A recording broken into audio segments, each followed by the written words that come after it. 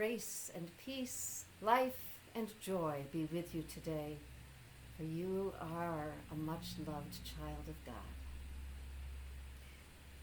In John 16, verse 22, Jesus directly addresses the pain the disciples will endure with his death. He's speaking specifically of their pain, but his words can speak to all human pain.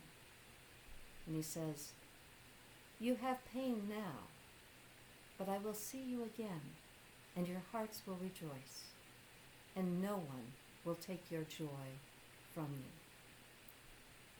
This is the word of the Lord. And here are my thoughts on it. Pain is an unavoidable reality of human existence. It can be a terrible thing to endure. Pain can sap our energy, take away our appetite, and hide all joy and pleasure from our view. It can narrow our world, limit our view of all that is good around us, and constrict our experience of life. And we will have it. We cannot go through life without experiencing pain, suffering, grief, and loss. That's the bad news.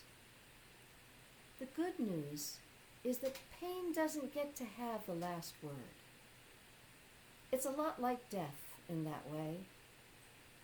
In the moment, it can feel as though life has been stopped by the pain. There is nothing beyond it. But there is. No pain, suffering, grief, or loss lasts forever. Even if, as sometimes happens, it takes death to get past the pain, there is life ahead. In this life and in the next, we have God, we have Christ, we have the Spirit, we have life, and our hearts will again rejoice. And no one will take your joy from you, Jesus says. What beautiful words. So much hope and promise in them. And there's a truth in them that goes beyond the context in which they're spoken. Nothing can really take away joy. Many things, pain among them, may seek to come between us and joy. But as surely as the sun is always there in the sky, even when behind a cloud, even when on the opposite side of the planet,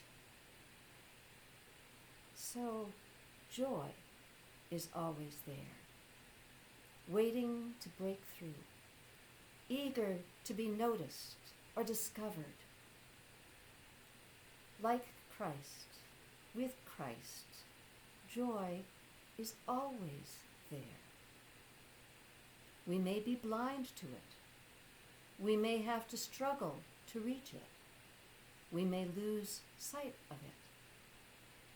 But nothing and no one can take joy away from us. So be it. Corrie ten Boom writes in He is More Than Able. The battle always has to be fought before the victory is won.